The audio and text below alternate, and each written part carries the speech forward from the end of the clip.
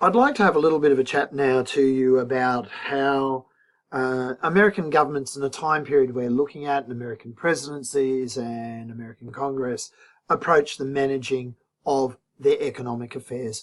We know that the Great Depression is going to be a huge part of this topic, and we know that the New Deal is a really important part of Roosevelt's presidency.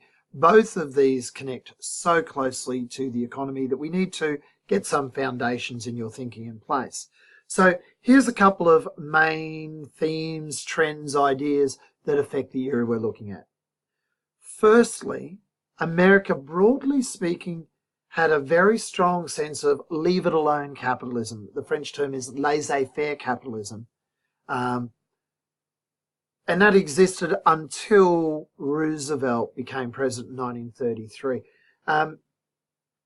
The general feeling in the United States was that Americans could achieve better than previous generations just through working hard, by taking the opportunities that presented themselves. So there was this sense of the American dream that every generation could be more successful, more prosperous than the one before, if they just worked hard enough. If times got tough, they'd pull themselves up by the bootstraps. They'd lift themselves up. They had a sense of rugged individualism, is another phrase that's used in American history. This sense that Americans, no one can boss them around. They stand alone. They make it or they break on their own. That the people who make it in the United States are these strong individuals, not constrained by any of the norms of society. Now, this even plays out in a lot of US movies where you have action heroes who seem to go out on their own and don't answer to whether it be a police department who tries to tell the tough cop how to act, or the lone cowboy who goes off and does things on their own. So we've got these two broad ideological approaches in the United States that come out of this sense of laissez-faire, leave-it-alone capitalism, where you're going to achieve your dreams, and those dreams are about materialism, by not being constrained, by taking risks on your own, by succeeding or failing on your own merits. America rewards this sense of innovation, hard work, individualism.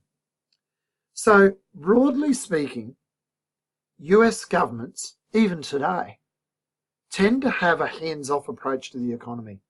They are reluctant to intervene in the lives of citizens. Governments in the United States are reluctant to get involved to regulate the way business operates, to get involved in commerce and trade. They see private industry, private venture capitalists, private entrepreneurs, private citizens as best to do those matters, and the government should be small and hands-off, not involved, not regulating. There was a sense that what was good for business was good for the United States, that business interests and the interests of the Republic of the United States of America were aligned. If business is doing well and people are making money, then that's good for America. And that governments should stay out of the road of business, stay out of the road of private individuals. Connected, as I was getting at earlier, to this idea of the American dream, that people will be better off than a generation before, that anyone can make it. Making it is associated with material prosperity, with a growing economy, with a growing bank balance, that bigger is better, that success is measured in dollars and material things. So this is the dominant theme of how governments operated in the 1920s, in particular in the United States. Governments are not wanting to get involved in economic matters. They're not wanting to get involved in the lives of their citizens. Individuals should look after themselves, and many American citizens still have these views themselves. And at the time, certainly was the case that individuals looked after themselves and asked for nothing of their government and governments saw they had no, or sensed they had no place in the lives of their citizens. Both political parties embraced that approach. It was particularly a strong approach in the Republican Party, and it's still a fairly strong approach in the United States, particularly in the Republican Party, that no government should stick their nose into the affairs of businesses, individuals. Businesses, commerce should be left free to work out its own rules in a highly competitive environment. Ironically, I guess, protectionism, as I've mentioned in a previous video, ran against this, that this competition, this individualism existed within the United States, but governments were expected to protect American industries from outside competition. So where governments did get involved in economic matters was keeping foreign goods from competing with American industries during the 1920s. Now, in opposition to this sense of laissez-faire, hands-off, leave-it-alone capitalism is a concept called the welfare state. And in the welfare state, a government accepts responsibilities to intervene to help its citizens. A sense that at times individualism is not healthy. Individualism can work against the greater good, the public good, the welfare of individuals, the welfare of the country. And the New Deal represents a shift from laissez-faire capitalism, this dominant strand in the United States right up until the 1920s, 1933. The New Deal represents a change from laissez-faire capitalism to a new way of government relating to the people. It's interesting, quite a few sources talk about it's new and it's a deal. The New Deal, of which there's actually two under Roosevelt, the New Deal is a change. It's a change from the old way. There's something new going on in the United States, and it's a deal, and deals imply relationships. So the relationship, the deal here is between the government of the United States and the people of the United States.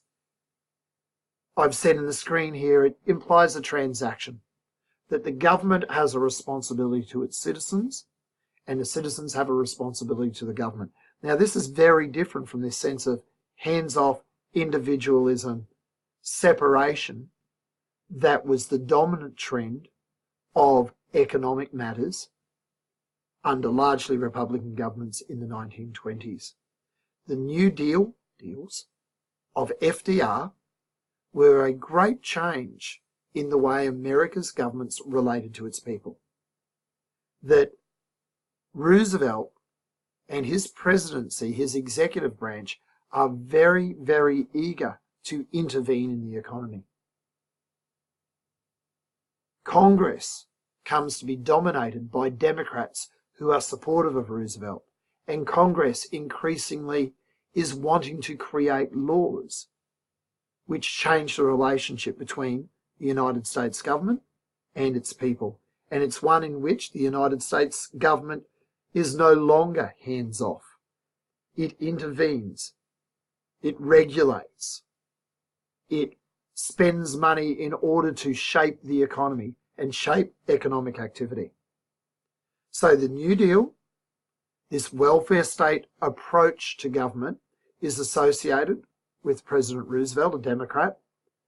But not even all Democrats actually agreed with his policies right up until his death in 1945. And I would suggest to you that not all Americans to this day have fully embraced the welfare state as it would exist in a place like Australia.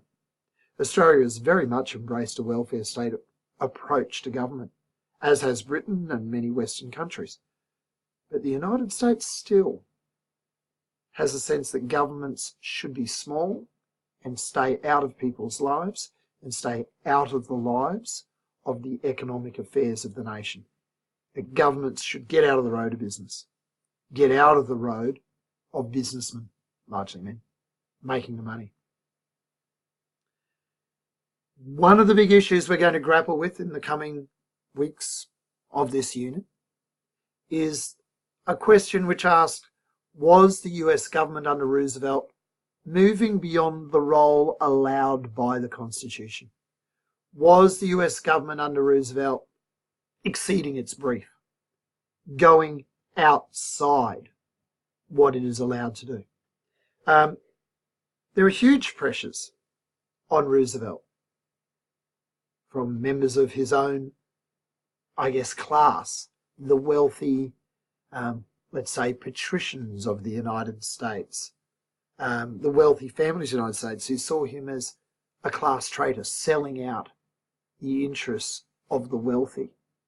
There is a huge amount of challenge to elements of the New Deal by state governments who take the United States government and parts of the New Deal to the Supreme Court of the United States and challenge it in 1935, 36, 37.